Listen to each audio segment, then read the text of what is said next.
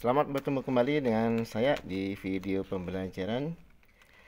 Kali ini saya akan membahas soal literasi sains yang berkaitan dengan materi kalor, yaitu menentukan jumlah kalor pada proses peleburan es menjadi air. Soal ini saya ambilkan dari soal tryout ASPD ya, di salah satu kota di Provinsi Yogyakarta. Baik, saya bahas sekarang untuk soalnya.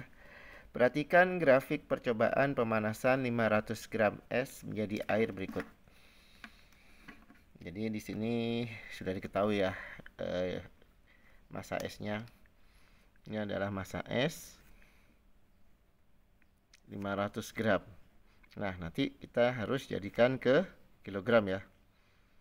Kalau kita menggunakan satuan SI, nanti AC-nya adalah 0,5 kg. Nah, grafiknya seperti ini ya. Dari suhu negatif 10 naik menjadi 0, kemudian terjadi peleburan ya. Jadi pada saat melebur itu suhunya tetap atau tidak berubah. Ini 0 derajat. Kemudian dia naik lagi sampai suhu 80 derajat Celcius. Nah, yang ditanyakan itu adalah, nah ini adalah gambarnya. Ketika es dicairkan ya, dipanaskan dulu dari suhu negatif 10 derajat Celcius, kemudian dia berubah bentuk nih, melakukan perubahan wujud dari es menjadi air ya, pada suhu tetap nih, suhunya 0 derajat. Jadi yang ini, proses ini dari K ke L itu yang ini, kemudian dari L ke M itu yang ini, kemudian dari M ke N itu yang ini, yang naik ya.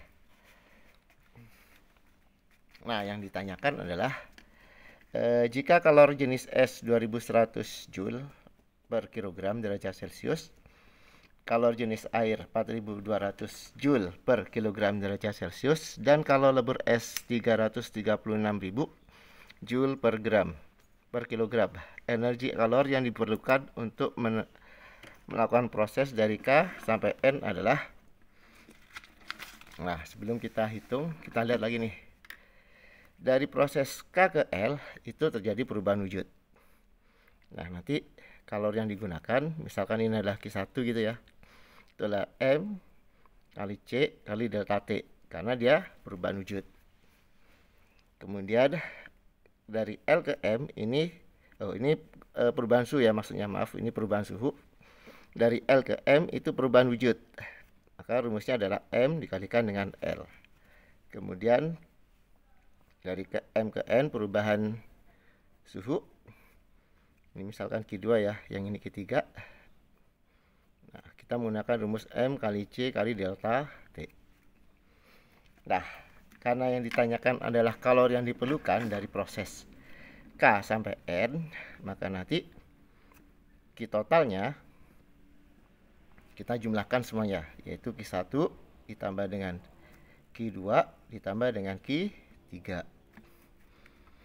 Nah, Q1 karena dia perubahan suhu menggunakan M kali C kali delta T. M kali C. Nah, hati-hati ya. C di sini kalor jenisnya itu yang kita pakai karena dia bentuknya masih berupa es, berarti kita pakai kalor jenis es. Kali dengan delta T. Kemudian ditambah dengan M kali L. M dikali dengan L. L-nya adalah kalor lebur es ya. Kemudian ditambah dengan yang ini M kali C. Nah, karena Q3 itu letaknya dari M sampai N dan dia sudah berubah menjadi air, maka C-nya adalah C air kali dengan delta T. Nah, kita tinggal masukkan nih angkanya. M-nya berapa? M-nya ini 0,5. Ya, M-nya adalah 0,5. Kemudian kalor jenis S-nya tadi adalah apa? Kalor jenis S-nya 2100 ya. S-nya adalah 2100. Kita masukkan 2100 kali delta T. Delta T dari 10 ke 0. Berarti nanti perubahan suhunya adalah 10 derajat. Kemudian ditambah dengan ini tetap ya 0,5 masanya. Kemudian kalau lebur es adalah 336.000. Berarti ini 336.000. Kemudian ditambah dengan M 0,5 kali C. Ini C air. C air adalah 4.200 ya. 4.200 dikalikan dengan delta T. Delta T-nya dari 0 ke 80. Perubahan suhunya berapa nih? Yaitu 80 derajat. Nah, dah kita kalikan nih. Kita hitung sekarang.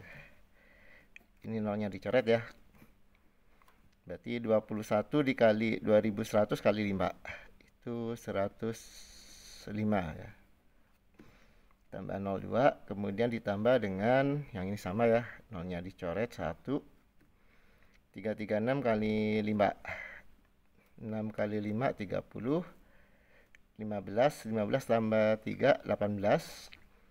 15 tambah 1 16 tambah 02 168.000 ya. Kemudian ditambah dengan yang ini 40 ya. 40 dikali 42. 4 kali 2 8. 4 kali 4 16. Ini 40 tadi ya. Nah, tambah nolnya 3 ya. Nah, nanti ketemu nih. Kita jumlahkan semuanya, berarti totalnya sama dengan kita jumlahkan nih. Sini aja ya. 110.500 ditambah 168.000. Kemudian ditambah 168.000 juga.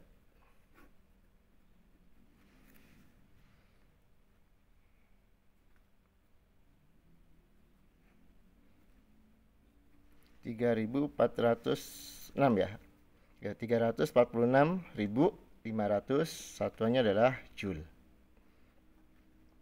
Ini adalah jawabannya. Sekarang kita cari nih 346.500. 346.500. Jadi jawabannya adalah yang B. Baik, demikian pembahasan soal dari saya yang berkaitan dengan materi kalor ya. Semoga apa yang sudah saya bahas di video saya kali ini bermanfaat dan bisa kalian pahami. Jika masih ada yang belum paham atau belum mengerti, silahkan kalian putar ulang videonya. Kemudian kalian kirimkan komentar atau pertanyaan di bagian komentar. Baik, saya akhiri. Sampai ketemu lagi di pembahasan soal yang lain. Wassalamualaikum warahmatullahi wabarakatuh.